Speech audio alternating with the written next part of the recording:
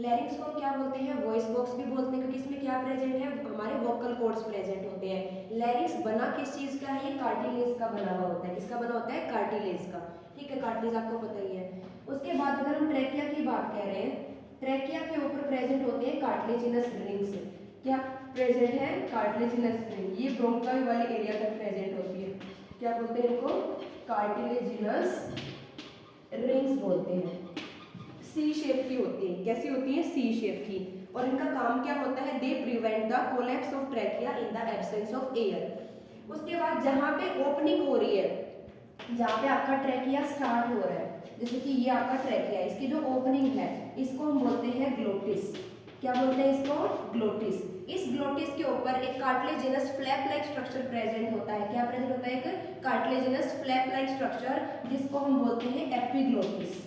क्या बोलते हैं उसको, एपिग्लोटिस, जो क्या करता है, इसको कवर करता है। कब कवर करता है, जब हम फूड को स्वेलो कर रहे होते हैं। तो अगर आपका इस पे क्वेश्चन आता है एपिग्लोटिस पे, तो आप क्या बताएंगे, epiglottis is a flap like structure और cartilaginous structure which prevent the, या फिर which checks the entry of food into trachea during the swallowing of food. जब हम फूड को स्वेलो कर रहे होते हैं, देखो सपोज ये आपकी है, ये आपकी विंड पाइप है, ये आपकी फूड पाइप है। ठीक है, जब फेरिंग्स में फूड आया, क्योंकि फेरिंग्स क्या होता है, कॉमन पैसेज होता है, तो यहाँ पे तो आपकी ट्रैकिया है, विंड पाइप, और ये क्या आपकी फूड पाइप है। तो खाना तो कहीं भी जा सकता है, लेकिन जब हम फूड को स्वेलो करेंगे ना, तो एपिग्लोटिस इसको कवर कर लेगा, विंड पाइप को, ताकि फूड हमेशा फूड पाइप में ही जाए, ना कि विंड पाइप में। ठीक है, तो एपिग्लोटिस का बहुत ज्यादा रोल होता है। इसलिए बोलते हैं खाना खाते हुए बोलना नहीं चाहिए, क्योंकि एपिग्लोटिस उस टाइम पे कंफ्यूज हो जाता है कि मुझे ओपन होना है या क्लोज होना है, और खाना आपका विंड पाइप में चला जाता है, इसलिए आपको कफिंग आती है, ताकि वो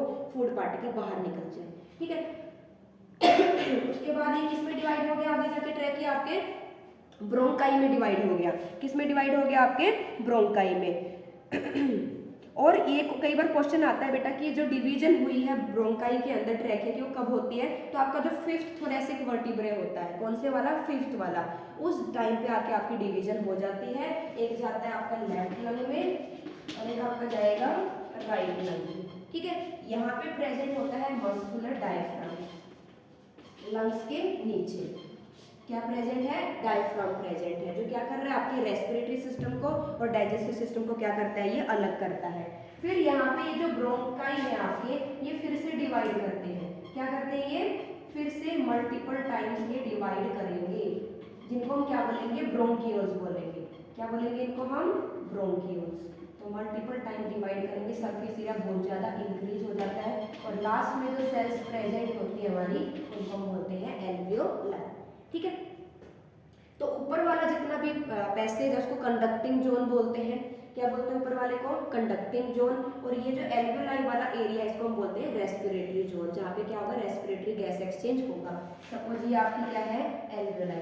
ठीक है, और यहाँ पे क्या प्रेजेंट है, बहुत सारी ब्लड कैपिलरीज। तो इन दोनों के बीच में गैस एक्सचेंज होगा ना, जैसे जब हमने एयर को ब्रीथ इन किया तो ऑक्सीजन आ गई, ये फूल जाएंगी, और ये जो ब्लड है, कैसा ब्लड है, ये डीऑक्सीजनेटेड ब्लड, यहाँ पे CO2 ज्यादा है, तो डिफ्यूजन के थ्रू गैस का क्या हो जाएगा, एक्सचेंज हो जाएगा। CO2 चली जाएगी एल्वियोलाई में, और ऑक्सीजन आ जाएगी ब्लड में।